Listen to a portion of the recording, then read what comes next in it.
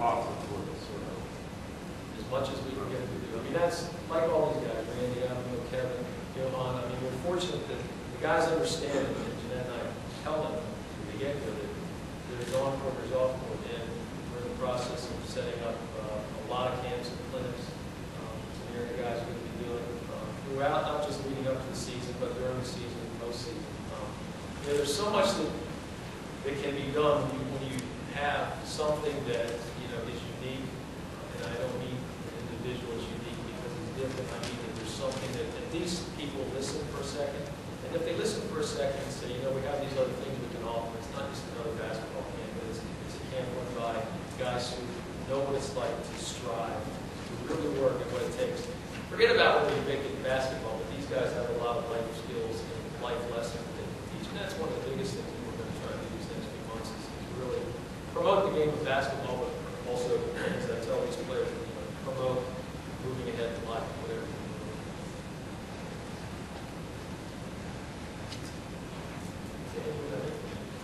Okay, lots of questions. How many of your games actually are on Saturday? Any of our home games is not a problem for Tamir. We set the schedule, and Jeanette knows better than I. Yes. 4, I think, on Saturday, most are on Sunday. You talk about the home games? Yeah. But there isn't a game that Tamir will make arrangements so that 7:30 start time, and he'll be able. So he's going to play all home games? Yes. He'll be every home game. That's just not sure about the games. Yeah, and there are things we will work out if we have to get him there. Obviously, the Friday night games, I don't think we have too many. We'll play those, but a Saturday away game, we'll just make the travel arrangements so make it happen. You sort of feeling like when you went through the process, you also have to set the league schedule. Did you go to the league and say, this is what's going on, because this sort of goes to the heart of what we've been talking about last week. Well, it's actually helpful when I am the league and my partner's the league, so that helps. But that being said, I'm not being flip, but the truth of the matter is, I think our schedule was pretty much in place before Tamir got here, and it just, was fortunate that how it worked out. Now, that being said, when we had made adjustments, if we had to make later games, absolutely. I mean, again, it to me is, and I honestly didn't realize the impact until Tamir came and told me in person that it has had on not just him, but as a community of people. And, because mine and probably Jeanette's and Seb were looking at this, okay, to really make something special, you make certain adjustments. And the fact that a player couldn't play a game because of the belief, that, again, to me, is not something that you need to alter the schedule, but you honor the belief. Timur, can you tell us what your status was in Israel? Could you have kept playing there if you wanted to? Yeah, I could have played in Israel, but like I said, the most attractive thing to me was when I found out more about the Maryland Nighthawks and what it's about and everything we spoke about today. For me, it fits my personality a lot better. Working with big around players like this, a lot of times professional basketball isn't so friendly oriented or family oriented. With that in mind, it was very attractive to me, and I was so excited when I heard that. So happy to be here and very grateful to be here. Are you going to be living in Baltimore? Or? Yeah, I'm going to be living in Baltimore and just very excited to be part of this team. I watched a little bit of film from players, and I can't wait to get the ball when they need to get the ball, where they need to get the ball, and try to fit in with the team as much as possible. So, have you ever gotten feelers or sent feelers out while you're playing about playing anywhere here? No, up until a couple months ago, I just thought I thought I would finish my career in Israel, because where else in the world would I be able to play without playing on Saturday? On Saturday, it's really, in my eyes, a miracle. And I just think, I want to thank the organization and thank the players and thank everyone. Because up until a couple months ago, I just never thought it was possible. It's really good. Can I ask you about any of the other guys who have ever seen Tamir play? I've definitely heard about Tamir, like even when I was in like school, like in high school, college. I know who Tamir was. He made a big noise, you know, coming out of high school and everything like that. So I've definitely heard of him and everything. So I'm looking forward to playing with him. I love his attitude. He wants to keep the ball already, so I love that. I mean, he's good money, you know. What else you need? Lawrence, have you ever seen a player? Have you heard of this before? Yeah, I've heard of him, you know, from Maryland University for a little while, and transferred, and I think he was a good player, so I'm looking forward to coaching. So, and it's the idea that you play with him, that you would be more encouraged.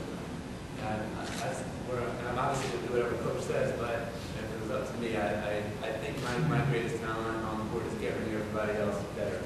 I like when a team plays as five, because I just feel it's hard to guard that way. It's a lot more fun. And like Coach said, we win a lot more that way. So I'm very unselfish, and I'm just trying to do whatever the coach says. Really. But I like when the team camaraderie. That's what I should do.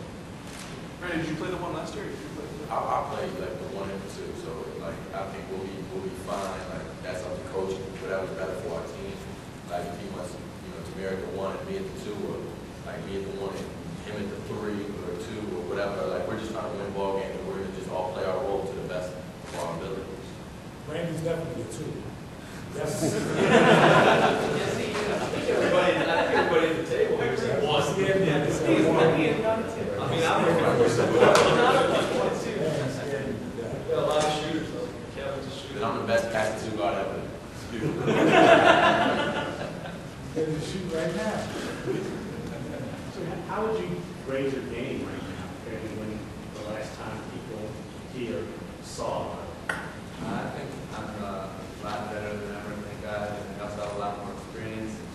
I've played, you know, in many countries and at all different levels and all different leagues. And nothing's changed other than that. I've always just tried to do what the coach says, and I continue trying to do what the coach says, and what's best for the team. That's what got me to where I am. That's what working the best of my ability and just trying to do what's best for the team. Tom, can you take us through how you came to sign a street ball legend like Alimoe? How did you get to believe the Rucker? Yeah, you know, again, this is before the organization, having Randy and Lawrence. I mean, Johan's played with Alimoe for years up at Rucker. I think it was 2 years ago we had the white chocolate team playing against us. I've known him, obviously, played against us 4 years ago in Harlem. And then Randy said that they were playing out together this summer, and a few weeks back when we had a tryout, Alimoe came down, and we talked after that, and he was excited to actually want to come lead the city and come be part of this. It really was, sometimes timing is the key in these things, as an organization. When we see the opportunity for somebody who brings basketball and also having their varieties, it's always a good thing what we're trying to accomplish. So it's coming together in the past couple of weeks. What's the biggest adjustment you think you have to make from playing street ball to playing organized? I think it's conditioning, training. Because in street ball, you run it down a couple of times. Basically, you walk the ball, double dribble. Yeah, I want to be a coach. I got to get back on defense. I got to stop my man. I got to, interact with the team and everything. I just think it's great because I have a coach that's been around. He can definitely share some of his insights with me. That's the biggest thing. Everything he can tell me about Syracuse or overseas, I'm willing to take all of that. I want to do the best I can do. Yeah, so how old are you? 30. 30? Can I ask you not to be stupid what the nickname comes from? Alimoe came from Crispy Alimoe. I'm dark. I used to play ball. 9 years old, it's 97 degrees outside, and I'm always outside playing ball. It's just like, man, are you crispy? So dark. Crispy Alimoe. And then there was a Black Widow. I played with the Rucker. I never understood that name. I thought that was somebody's wife. They tell me it's a spider. So